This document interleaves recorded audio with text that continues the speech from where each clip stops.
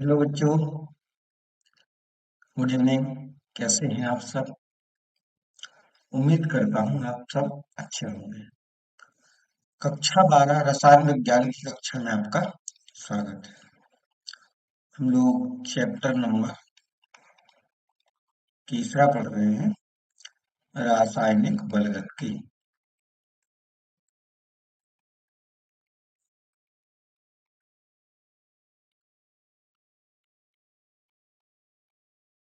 Chemical kinetics.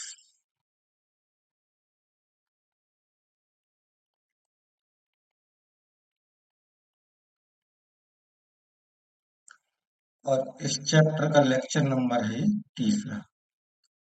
इससे पहले वाले लेक्चरों में हमने रासायनिक बलगति क्या है, इस चैप्टर के अंतर्गत क्या पढ़ेंगे वो सब देखा। देन हमने अभिक्रिया वेग पढ़ा कि रेट ऑफ रिएक्शन क्या होता है। रेट ऑफ रिएक्शन किन फैक्टर पर निर्भर करता है, अभिक्रिया वेग किन कारकों पर निर्भर करता है, वेग नियम क्या होता है और अभिक्रिया वेग नियम का व्यंजक क्या होता है, वेग स्थिरांक क्या होता है, रेट कांस्टेंट क्या होता है, ये सब बातें हमने देखी। तो आज के लेक्चर में हमें चर्चा करना है molecularity and order of reaction.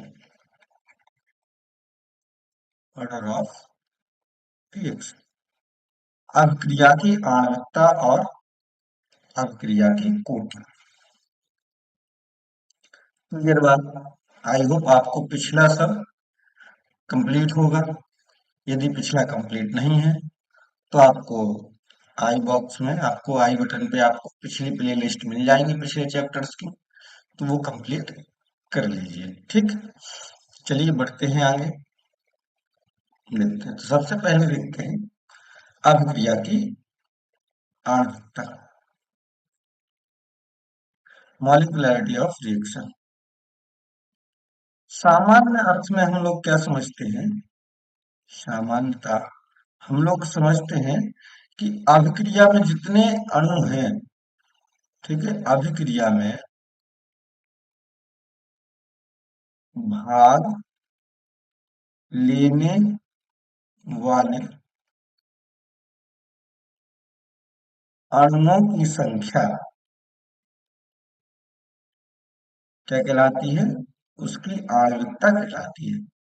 सामान्य अर्थ में हम लोग समझते हैं कि कोई अभिक्रिया है तो उसमें जितने अणु पार्टिसिपेट कर रहे हैं वही उसकी मॉलिक्यूलरिटी है।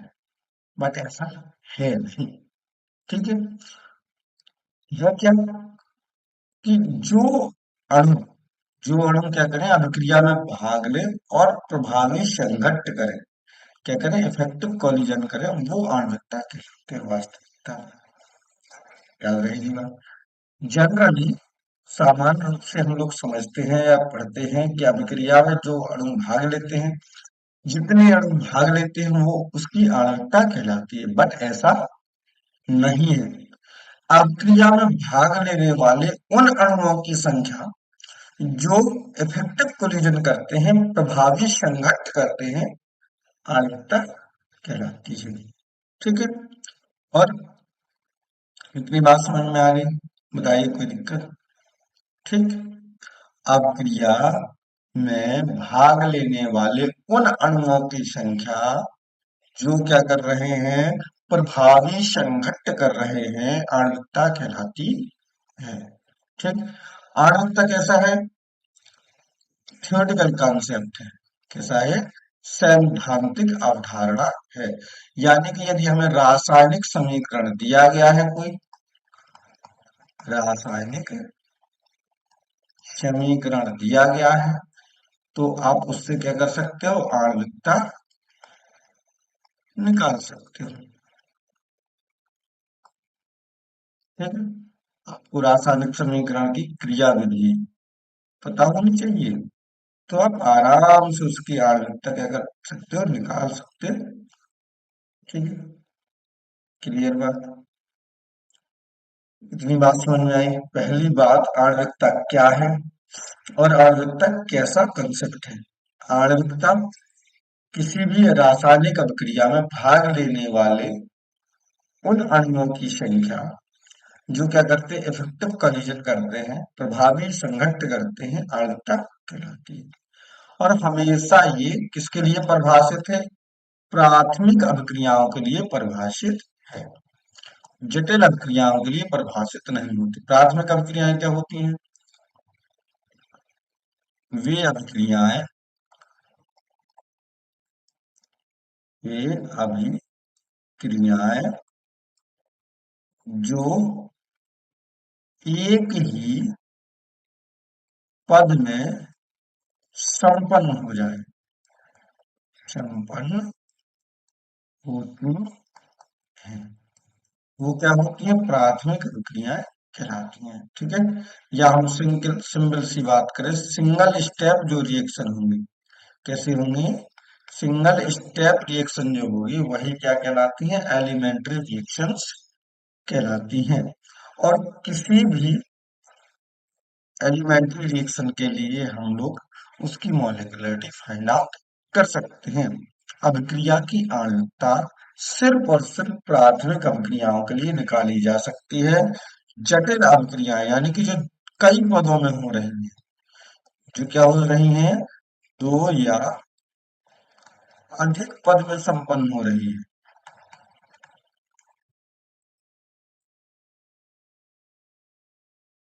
ठीक है, उनके लिए हम लोग क्या कर नहीं कर सकते? उनके लिए हम लोग आणविकता नहीं निकाल सकते। उनके लिए कोई टोटल मॉलिक्यूलरिटी नहीं होती। याद रखिए ये बात। ठीक। आणविकता क्या है? तो आप तुरंत बता दोगे कि भाई अभिकारक के उन अणुओं की संख्या जो क्या कर रहे हैं, जो क्या कर रहे हैं, इफेक्टिव कोलिजन कर रहे हैं, प्रभावी संघट्ट कर रहे हैं, वो क्या कहला रहे हैं? वही कहला रही है आणविकता। आणविकता कैसा सिद्धांत है? तो आप बताएंगे तुरंत, थ्योरेटिकल सिद्धांत है, यानी कि रासायनिक समीकरण आपको पता है, उसका मैकेनिज्म पता है, तो आप आणविकता निकाल लोगे। आणविकता किसके लिए निकालोगे आप? केवल एलिमेंट्री रिएक्शन के लिए निकालोगे, यानी केवल उन अभिक्रियाओं के लिए निकाल सकते हो जो एक ही स्टेप में कंप्लीट हो रही हैं, एक ही पद में संपन्न हो रही हैं। जिनमें एक से ज्यादा पद हैं, उनके लिए आप टोटल मॉलिक्यूलरिटी नहीं निकाल सकते, आणविकता नहीं निकाल सकते। अब आणविकता के आधार पर कुछ हम पढ़ ले रहे हैं एग्जाम्पल। जैसे हमने कहा यूनिमॉलिक्यूलर रिएक्शन, एक अणुक अभिक्रिया है, एक अणुक अभिक्रिया है। जैसे अमोनियम नाइट्रेट का अपघटन, इसमें क्या होगा? सिर्फ एक अणु भाग ले रहा होगा। क्या हो रहा होगा? एक अणु भाग ले रहा होगा। बाई मॉलिक्यूलर रिएक्शन, द्विअणुक अभिक्रिया है, जब कितने? दो अणु भाग ले। जैसे हाइड्रोजन आयोडाइड का अपघटन, हाइड्रोजन आयोडाइड के कितने मॉलिक्यूल भाग ले रहे हैं? दो। त्रिअणु अभिक्रिया, जब तीन अणु एक साथ टक्कर करें, ठीक है, जैसे हमने क्या लिखा, नाइट्रस ऑक्साइड, और इससे मिलकर क्या बन गया? नाइट्रिक ऑक्साइड, NO प्लस में O2 इज इक्वल टू क्या बन गया? NO2। ठीक है, इसके दो मॉलिक्यूल होंगे और इसका एक मॉलिक्यूल होगा। ठीक। सिंपल सी बात आप याद रखिए, जो एक अणु और दो अणु का क्रियाएं होती हैं, सामान्यता यही प्राप्त होती है। ठीक है, सामान्यता क्या होती है? यही प्राप्त होती है। जो त्रिअणु क्रियाएं होती हैं, ये क्या होती हैं? ज्यादातर प्राप्त नहीं होती, बहुत ही रेयर होती हैं, क्योंकि तीन अणु एक साथ टकराना थोड़ा कॉम्प्लेक्स होता है, थोड़ा कठिन होता है। फिर हमने बताया कि आणविकता का मतलब क्या है? कितने अणु संघट्ट कर रहे हैं एक साथ, कितने अणु एक साथ संघट्ट कर रहे हैं, वही क्या होती है? आणविकता। तो तीन अणुओं का एक साथ संघट्ट करना या चार अणुओं का एक साथ संघट्ट करना टफ है, बट एक या दो अणु आराम से संघट्ट कर सकते हैं, तो आणविकता, एक या दो आणविकता नॉर्मल है। ठीक, बट जो ट्राई मॉलिक्यूलर रिएक्शन है बहुत रेयर है। अब समझ लो कि भाई हमने बताया था कि जो आपकी जटिल अभिक्रियाएं हैं, कॉम्प्लेक्स अभिक्रियाएं हैं, इनके लिए आप आणविकता नहीं निकाल सकते, इनके लिए आणविकता परिभाषित नहीं है, इनके लिए कोई मॉलिक्यूलरिटी नहीं होती। बट यदि निकालना पड़े आणविकता तो हम क्या करेंगे, पहले इसका निकालेंगे आरडीएस। क्या निकालेंगे? आरडीएस, रेट डिटरमाइनिंग स्टेप, वेग निर्धारक पद। ठीक है, सबसे पहले क्या निकालेंगे इसका? आरडीएस। आरडीएस क्या होता है? आरडीएस होता है सबसे धीमा पद, सबसे धीमा पद। यानी कि जब अभिक्रिया कई स्टेप में हो रही होगी तो हर स्टेप का अभिक्रिया वेग क्या होगा? अलग अलग होगा। हर स्टेप का अभिक्रिया वेग क्या होगा? अलग अलग होगा।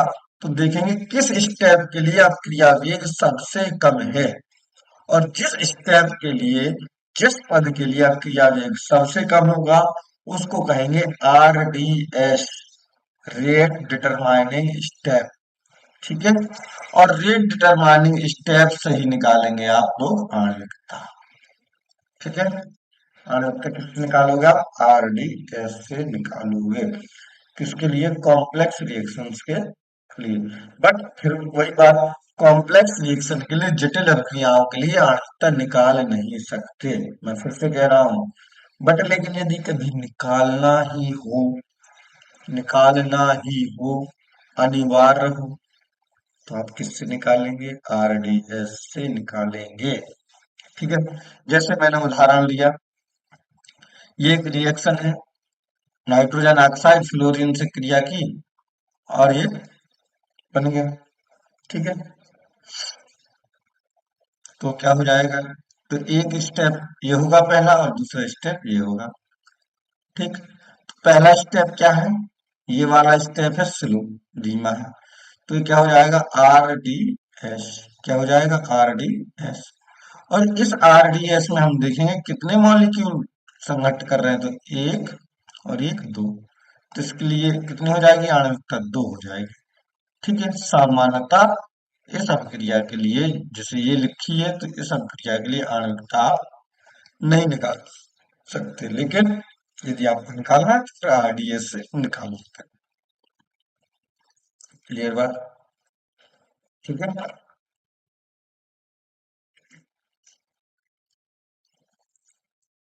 कुछ बात और समझ लेते हैं। जो आणविकता होती है,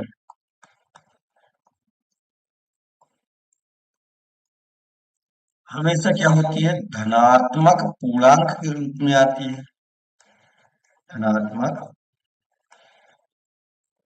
पूर्णांक के रूप में आती है, यानी कि प्लस एक, दो, तीन, ऐसे। कभी भी आणविकता ऐसे नहीं आएगी 1.5, ऐसे नहीं आएगी। माइनस एक, ऐसे नहीं आएगी। ठीक है? आणविकता हमेशा कैसी आएगी? धनात्मक पूर्णांकों के रूप में आएगी। क्लियर बात? बराबर, कोई दिक्कत? आणविकता, आणविकता क्या है एक बार फिर से देख ले रहे हैं फटाफट। ठीक, अभिकारक के वे अणु जो क्या कर रहे हो? प्रभावी संघट्ट कर रहे हो, आणविकता कहलाएगी। ठीक है, आणविकता सैद्धांतिक अवधारणा है, इसको रासायनिक समीकरण के द्वारा आप निकाल सकते हो। यह केवल एलिमेंट्री रिएक्शन के लिए निकाल सकते हो, यानी कि ऐसी अभिक्रियाओं के लिए आणविकता निकाली जाती है जो अभिक्रियाएं एक ही स्टेप में कंप्लीट हो जाती हैं। आणविकता के आधार पर एक अणु, द्वि अणु, त्रि अणु इस प्रकार से डिवाइड कर सकते हैं अभिक्रियाओं को। जटिल अभिक्रियाओं के लिए आणविकता नहीं निकाल सकते, लेकिन यदि निकालना है तो आरडीएस निकालेंगे, आरडीएस से ही आणविकता निकलेगी। अब आ जाते हैं हम अभिक्रिया की कोटि। अभिक्रिया की कोटि, ऑर्डर ऑफ रिएक्शन। ठीक है, तो किसी अभिक्रिया की कोटि क्या होती है? सांद्रता की घात होती है। ठीक है, जैसे सिंपल सी हम बात करें, एक वेग नियम लिखा हुआ है आपका, ये वेग नियम लिखा है, दिख रहा है आपको? वेग नियम लिखा है के इंटू में ए की पावर एक्स और बी की पावर वाई। तो इस पे घात कितनी है? एक्स, और इस पे घात कितनी है? वाई। तो इसकी कोटि क्या होगी, ऑर्डर क्या होगा रिएक्शन का, तो हो जाएगा एक्स प्लस वाई। क्या हो जाएगा, एक्स प्लस, यानी कि किसी भी रासायनिक अभिक्रिया के वेग नियम के व्यंजक में अभिकारकों की घातों के अभिकारकों की सांद्रता के घातों के योग को अभिक्रिया की कोटि कहते हैं।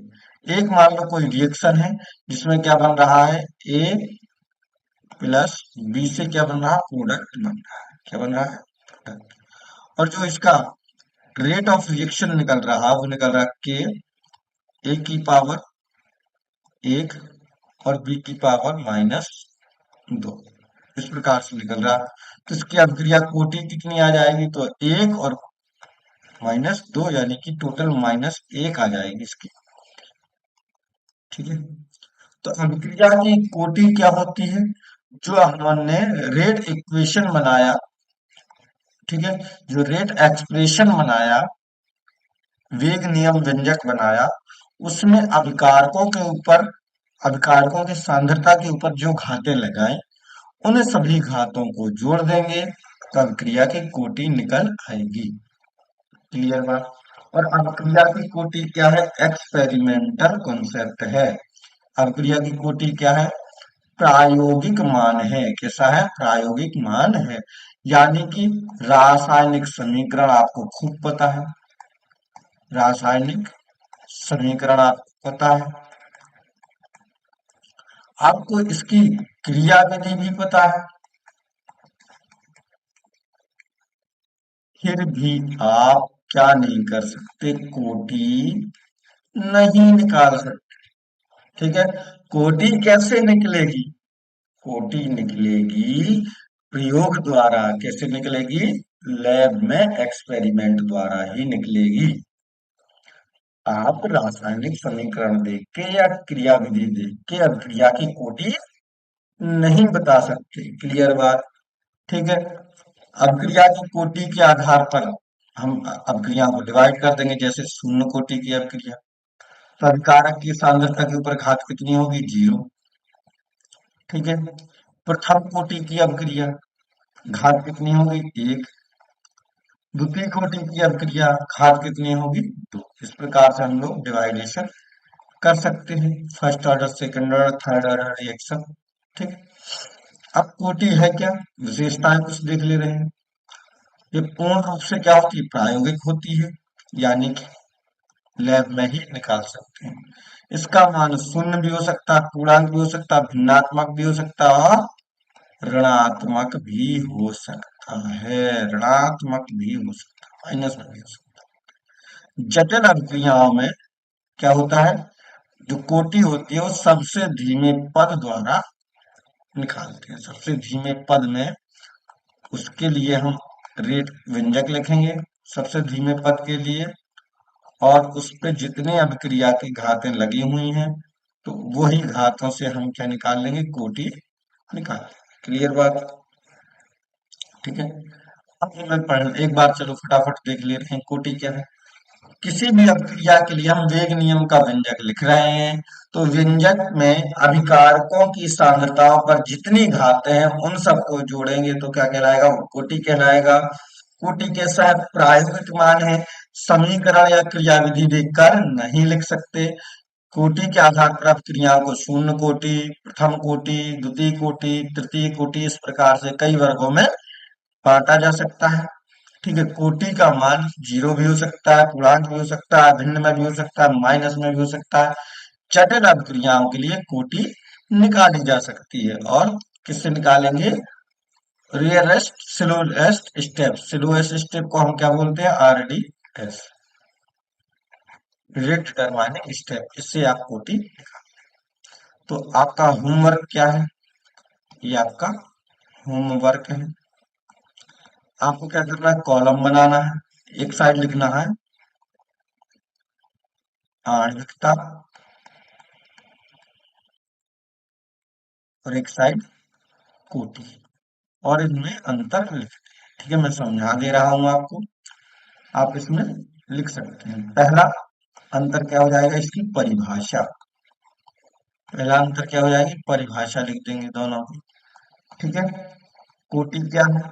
तो आपको पता है, वेग व्यंजक पर अभिकारकों की सांद्रता के घातों का योग कोटि कहलाता है। आणविकता क्या है? आणविकता अभिक्रिया में भाग लेने वाले उन अणुओं की संख्या जो प्रभावी संघट्ट कर रहे हैं। ये कैसा है? ये आपका सैद्धांतिक कंसेप्ट है। कैसा है ये? सैद्धांतिक कंसेप्ट है। ये कैसा है? प्रायोगिक कंसेप्ट है। ठीक है।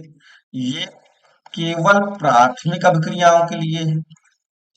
और ये कैसा है? प्राथमिक के लिए भी है और जटिल के लिए भी है। ठीक है, दोनों के लिए निकाल सकते हैं। ठीक। ये कैसा होगा? ठीक है, ये हमेशा धनात्मक पूर्णांक होगी। कोटि कैसी होगी? धनात्मक पूर्णांक होगी। ये कैसा हो सकता है? धनात्मक, ऋणात्मक, जीरो, भिन्नात्मक, कुछ भी हो सकता है। समीकरण यदि आपको दिया गया रासायनिक समीकरण से आप क्या निकाल सकते हो? आणविकता निकाल सकते हो। लेकिन समीकरण से आप कोटि नहीं निकाल सकते। कोटि नहीं निकाल सकते। ठीक है। तो ये कुछ आपके बेसिक अंतर हो जाएंगे। कितने हो जाएंगे? एक, एक, दो, तीन, चार, पाँच, छह, पाँच छह अंतर हो जाएंगे, बहुत है। और ये अंतर महत्वपूर्ण है। ये क्या है? आपसे कई बार पूछे जा चुके हैं बोर्ड एग्जाम में कि अभिक्रिया की आणविकता और कोटि में अंतर बताइए। ठीक है, तो ये आपको लिख लेना है। नेक्स्ट क्लास से हम लोग चालू करेंगे। अगली क्लास से हम लोग पढ़ेंगे समाकलित वेग समीकरण।